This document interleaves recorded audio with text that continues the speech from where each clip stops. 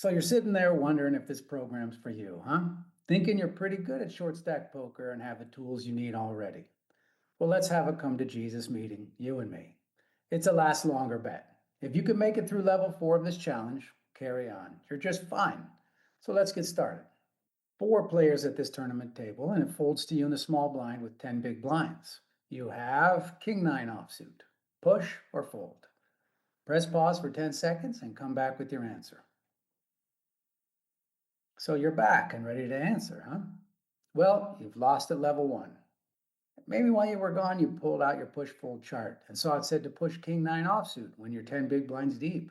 Now you came back here armed with your answer? Well, newsflash, you must know the payout implications.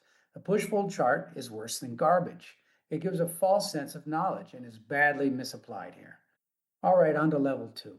You clever players out there were saying, hey, I've got to know the payout structure before I answer. Well, good for you. Here's the payout structure.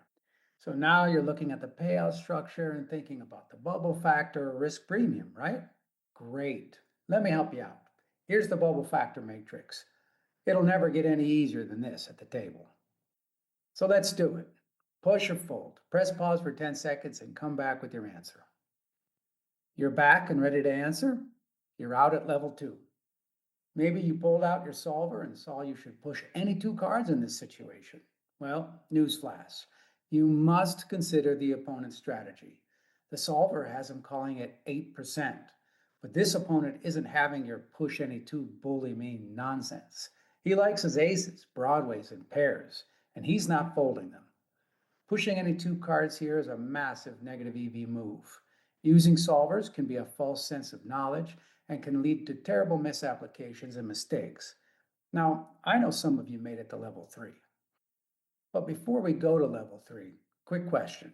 How was your confidence level in being able to adjust to a bubble factor? Can you do it at the table in your time to act without software or charts? Hold that thought. On to level 3.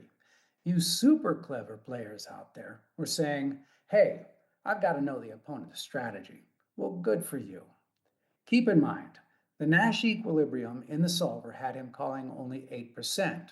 Now he's looser than that. So this villain is calling with 22% of hands. It looks just like this. So there's his strategy, delivered on a platter. It'll never be easier than this in a real tournament. So push or fold. Can you do this in your head? Press pause for 10 seconds and give it a go. You're back and ready to answer? Well, you're out at level 3. Maybe you went into a software and used lock range mode to lock in the opponent's strategy and got a new pushing chart. King 9 offsuits there and you're ready to shove. Nope. You need to consider future game implications. Using lock strategy mode is like feeding a man a fish. You're reliant on the software to make the adjustment for you. Now I'm going to teach you how to fish. No more relying on software to spit out charts. You can adjust for payout pressure and opponent strategies in your head in seconds. Now, maybe a couple of you made it this far, to level 4. And look at those 2 super short stacks coming into the blinds. It's likely one or more of them will bust and your next hand is on the button. Can you adjust for this in your head? What should you do with King 9 offsuit given the payout pressure, the opponent strategy, and the future game conditions? Fold. And yes, I'll show you how to quickly adjust for future game conditions at the table too. So you can learn to make all these adjustments in your head in seconds. And meanwhile, the whole time, the solution has been as simple as you need 43% equity, you have 38, fold. So what are you waiting for? Let's get started.